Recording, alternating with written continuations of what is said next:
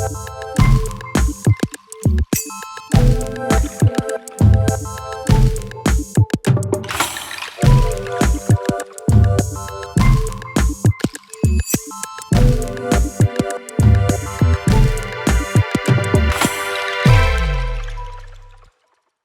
and gentlemen, distinguished guests and esteemed colleagues, welcome to our program, Resilience Talks, where we'll discuss Sweden's EU presidency and the Ukraine crisis, a timely debate on resilience and security, which promises to be an engaging and insightful discussion. We are honored to have with us today Her Excellency Therese Hyden, the Ambassador of Sweden to Romania, as well as Oana Popescu Zamfir, the Director of Global Focus Center, who will share their valuable perspectives on the current security landscape.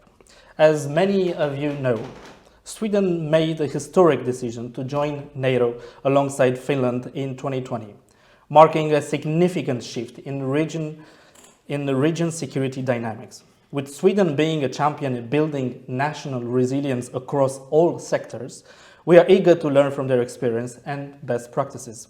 Our conversation today will delve in the various factors that influence Sweden's decision to join NATO, as well as the impact of the Russian aggression in Ukraine on the nation's security priorities. We will also discuss the key elements of Sweden's approach to building national resilience and explore potential avenues for collaboration. Furthermore, we will touch upon Sweden's role within NATO, its contributions to regional security in the Baltic Sea area, and its plans for addressing challenges like cybersecurity and hybrid challenges.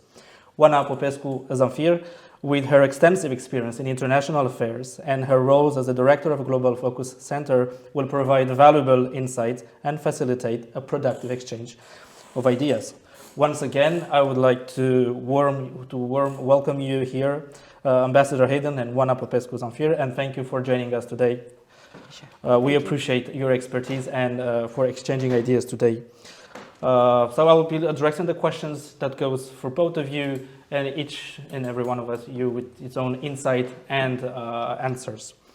First question. Madam Ambassador, Sweden is widely recognized as a global leader in building national resilience. Could you please share some insights into the key factors and strategies that have contributed to Sweden's success in this area? In particular, how has Sweden fostered collaboration among various stakeholders, engage its citizens, and prioritize areas such as critical infrastructures and cybersecurity? Thank you for that small question, but it's a good way to kick off this debate. Pleasure to be here on this program today.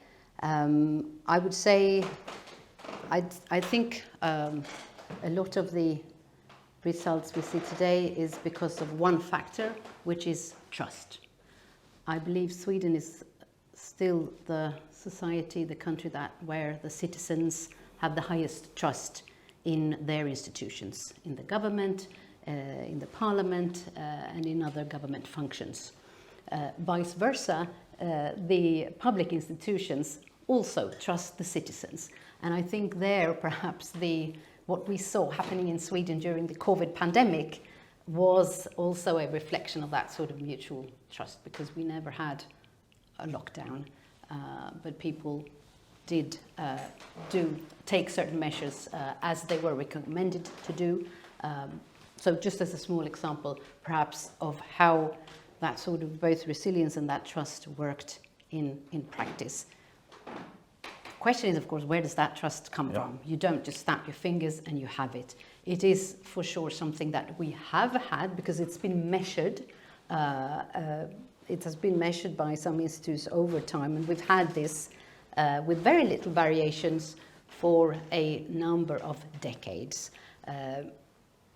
Ultimately, it will, of course, come from the fact that if you earn the trust, to earn the trust, you need to get something for it. So, of course, in Sweden, we do have a social security system. We pay our taxes, but we get something for it. The citizens have, people in Sweden seem to be sufficiently pleased with what they are getting from the state. And that's, of course, how you manage to maintain this social contract, because the trust is really what keeps our social contract together. It is, of course, never something to take for granted.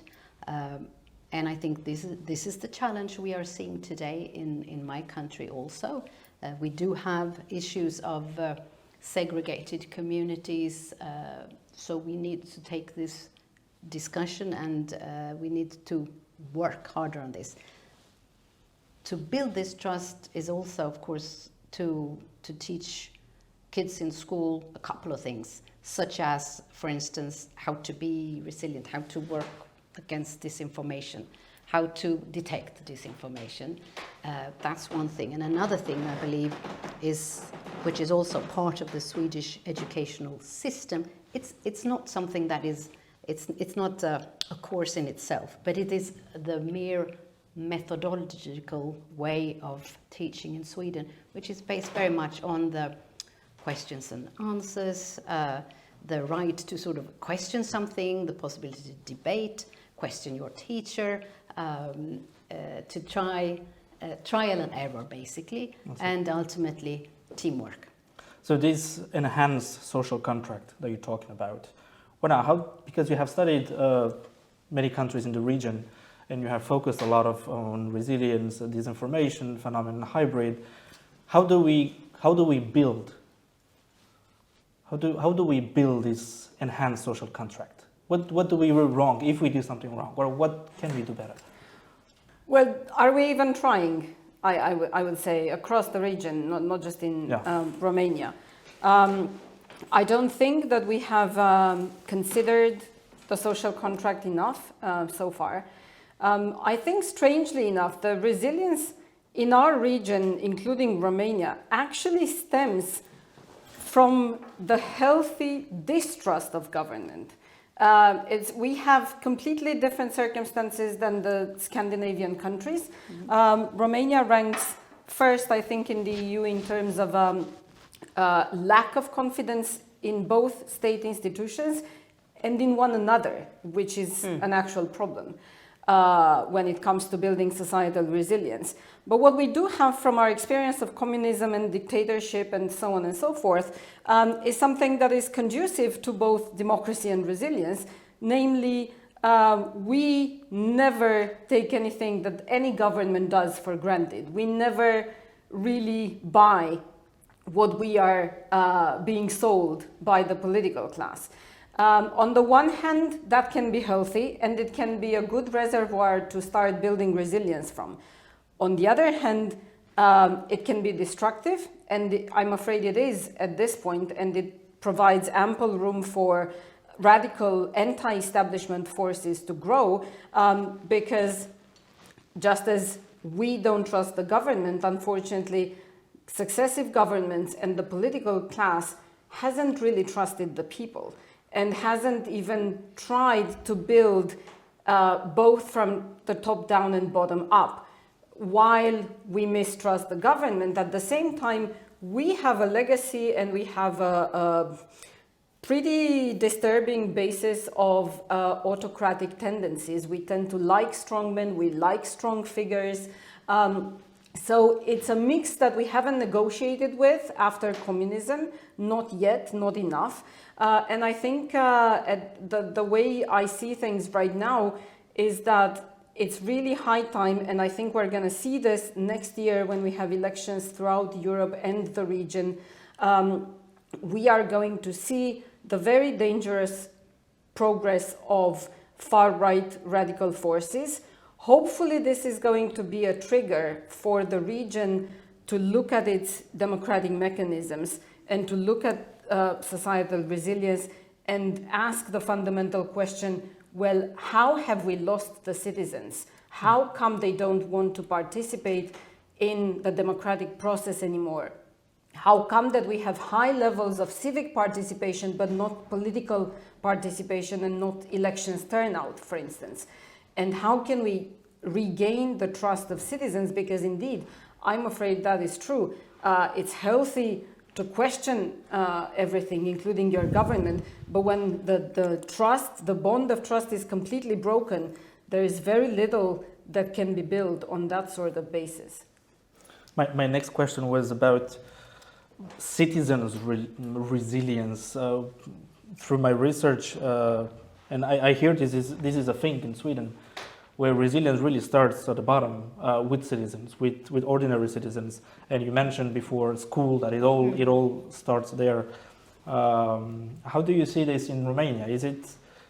Do we have any platform, or do we have any grounds to do something similar, or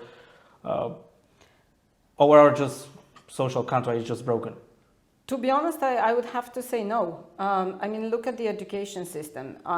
It's good that we are at least talking about it with a lot of dissatisfaction, and I think there's been much discussion about it precisely because of its shortcomings. But for too long now, it has not been built on critical thinking.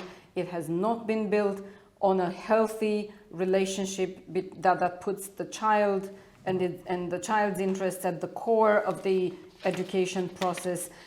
It is hierarchical. It's a bit of a school of how should I put it? Ideally, it would be a school of democracy, and it's the opposite. Maybe not a school in anti-democratic tendencies, but it definitely doesn't teach children how to relate to authority, how to question it from a position of mutual respect, what to expect to be given, how to expect to be the beneficiaries of the system. I think that very much reflects our behavior as citizens later on. And we do have, I think there's a lot to build on, precisely because Romanian society has had to develop often despite government, rather than thanks to government policies. So we have the resilience that comes with self-reliance, with the fact that we have had to cater for ourselves. But there is so much polarization at this point, and people are so vulnerable to disinformation, to political radicalization and so on, that we really need a deliberate drive to try and find again what are the values that we share, what's the common base that we share and that we want to grow on. What kind of society is Romania supposed to be in the future? I think, building societal resilience really starts with these core questions. Did we have this conversation after the fall of the communism? No. And at this point, the worrying thing is the moderates, both left and right, conservatives and progressives, have very little common ground to discuss these things. And unfortunately, I think they fail to realize that they are, at this point, each other's partners and allies in fighting off the radicals on both sides. So hopefully we will acknowledge that we need to relearn to build democratic consensus by clearly rejecting the anti-democratic messages and forces and learning to discuss across the board despite our differences. I see. Thank you. Moving on a little bit on Sweden's presidency of the Council of the European Union, considering the priorities, which include security, competitiveness, green energy transition, democratic values, and rule of law. Could you please elaborate on one specific initiative or policy that you believe will have a significant impact in advancing these priorities during your presidency? Well, I think the single most important thing that we're doing as the presidency, but more importantly with all the EU member states, is supporting Ukraine. Because that is really what we need to do for our own security, for Europe's security. It's for now, for today, but it's also for the future. It's about defending our societies, our social contracts, which is built on open societies, democratic systems, freedom of speech, freedom of the media, etc.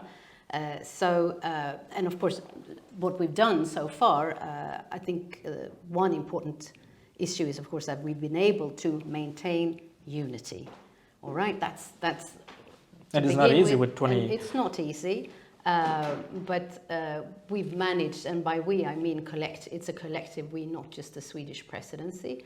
But that is one thing, of course. Also, we've taken a number of specific measures, such as, I think, well, now we're at the 10th sanctions package, and more will come as the war continues. We've taken a historic, as the EU, a historic decision on joint buying of ammunition for Ukraine. I think that's huge. That's a huge thing, obviously. And let's remember this is the EU doing these things. It's not NATO. Like it's 4 years ago, they would be unimaginable to even consider such an idea. Yeah, but it's also because we are in an unimaginable situation a little over a year and a half ago. So, because you understand very well the mechanism of the European Union and the presidency of the European Union, how difficult it is for Sweden to keep people in line and to keep supporting Ukraine as long as it takes for... Oh, I don't envy them. What can I say? I think negotiations within the EU have been unexpectedly smooth as compared to a few years ago and what we might have expected.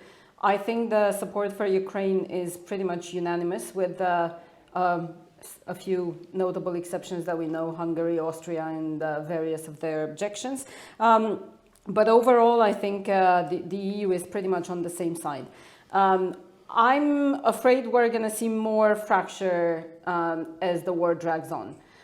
So, that being said, so far we have negotiated a crisis response, immediate measures, things that were absolutely necessary for our own resilience and security, not just for Ukraine's.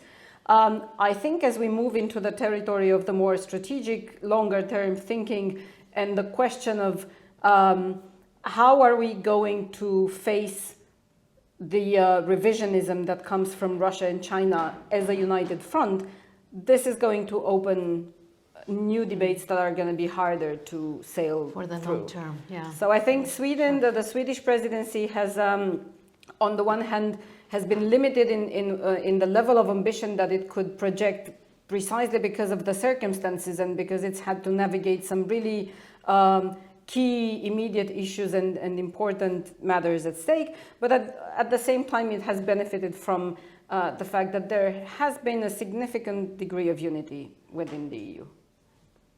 Yeah. Now, moving on a subject that is it's pretty hot, if we can put it like that, in Romania, the Schengen process.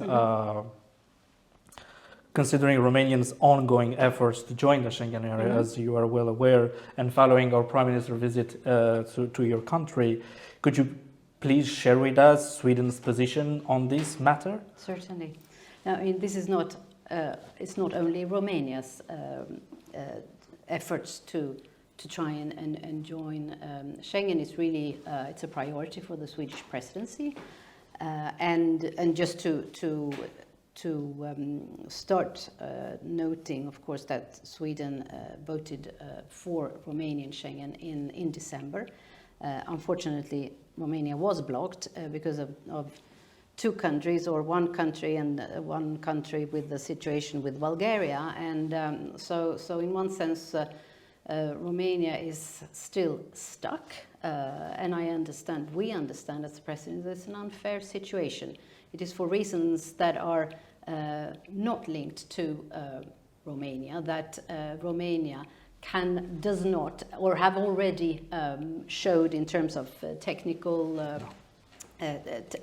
improvements, etc. And Sweden was part of those evaluation missions that took place last fall. There were two of them that Romania invited to, and we took part in both. We felt it was important for us, and it helped us take this decision to be fully supportive of Romania. We're continuing with that. We're continuing with the consultations. And in fact, the day before Prime Minister Čuka visited Stockholm and met with the Swedish Prime Minister, the Swedish Prime Minister met with the Austrian Chancellor Nehammer in Stockholm. And they had, I do know that they had quite an extensive talk on the Schengen issue, and also on migration topic, because that's where the problem lies. Now, we are of course fully aware these two topics are not linked, but this is where the problem lies for Austria. So, of course, the hope is that within a wider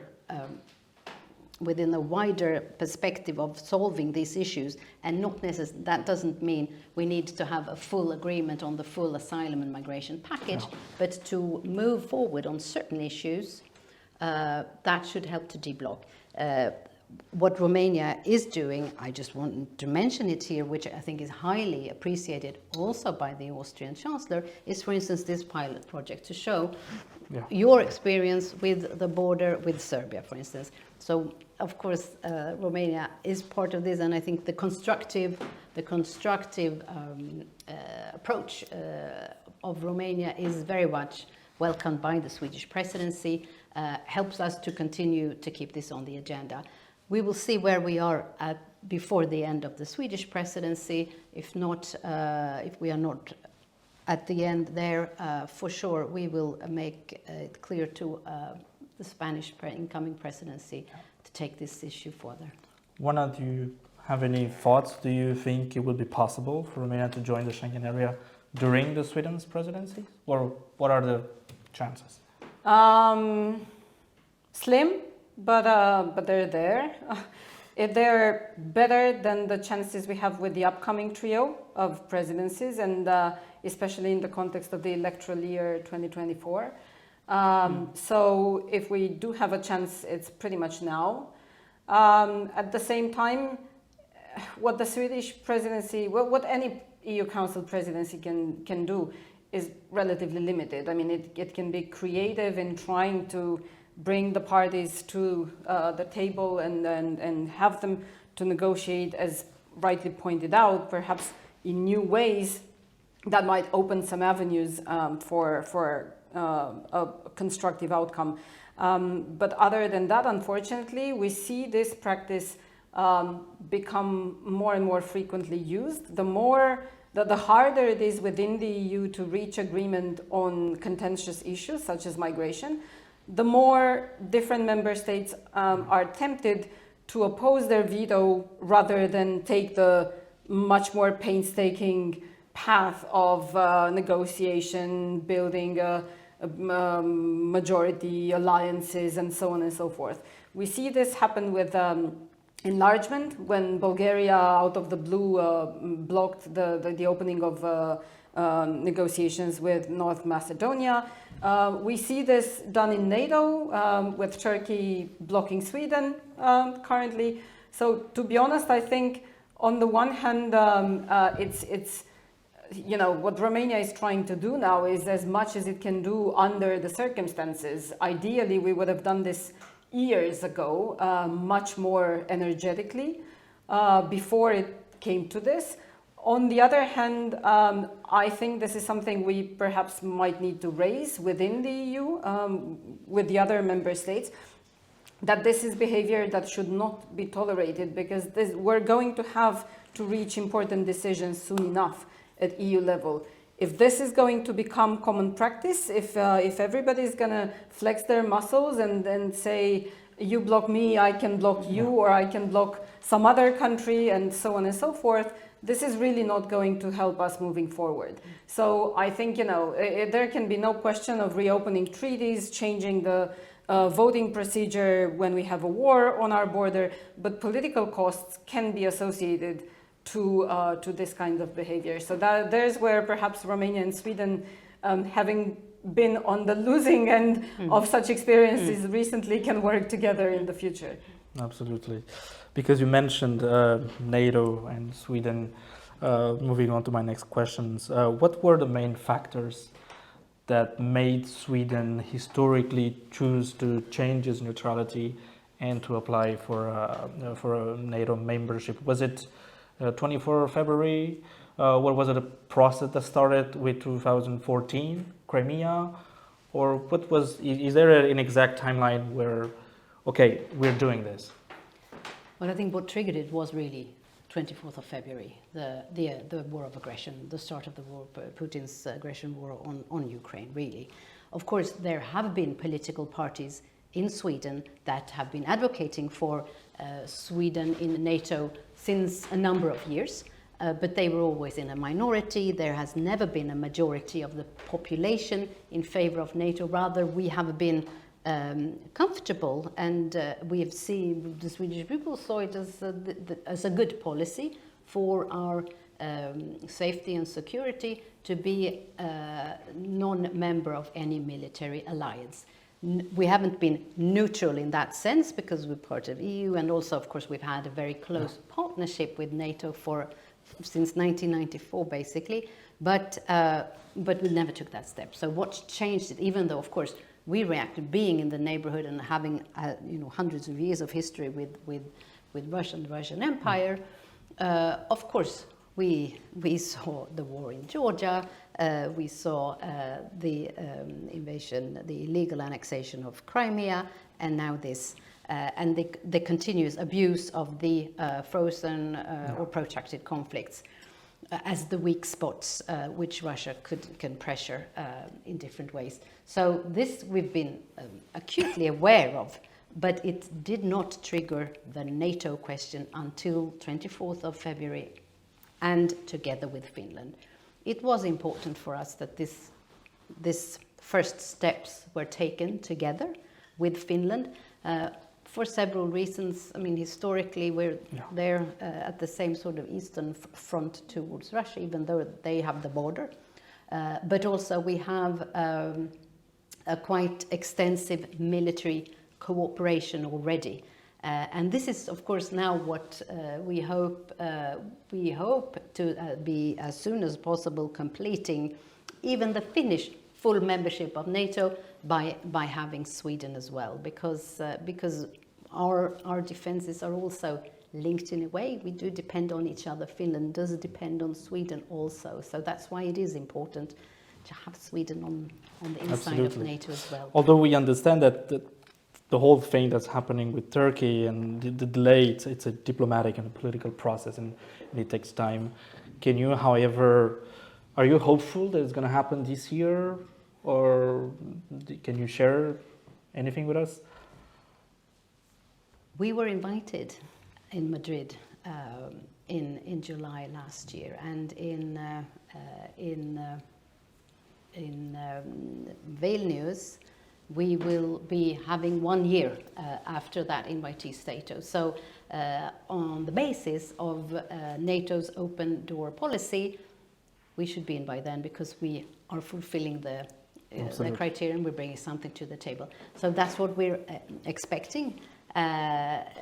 Today, as we stand, there is still the agreement between Sweden and Turkey and Finland on the steps to be taken, and we are being reminded by Turkey of the need to do more. There are negotiations on a technical level or discussions on technical level for that, but beyond that we are patient and awaiting the green light both from Hungary and from Turkey, and we expect that should come by Vilnius. It should. Quick last question, Oana. What does it mean for the region, for NATO, Finland and Sweden in NATO?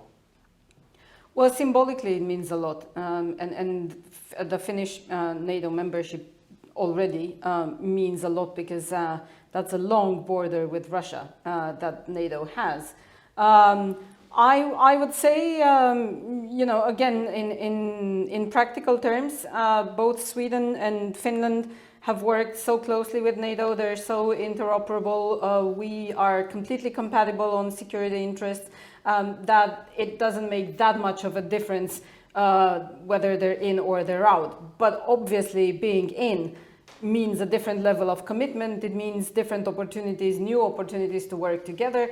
And I think for Romania, a very important moment to learn to work with partners that are like-minded, even more than until now, because we have our very clear foreign policy and security orientation, strategic partnership with the US, partnership with the UK, and so on and so forth. But I think we have so much in common in terms of outlook on the security situation with the Scandinavian countries, with the Baltics, that it would be very good learn to diversify even more. Well, I'm hoping it's going to happen as soon as possible. Your Excellency, Oana, thank you very much for accepting our invitation to chat today, and hopefully we'll see you back here again anytime. To those watching us, thank you for being with us, and to our next episode, say goodbye.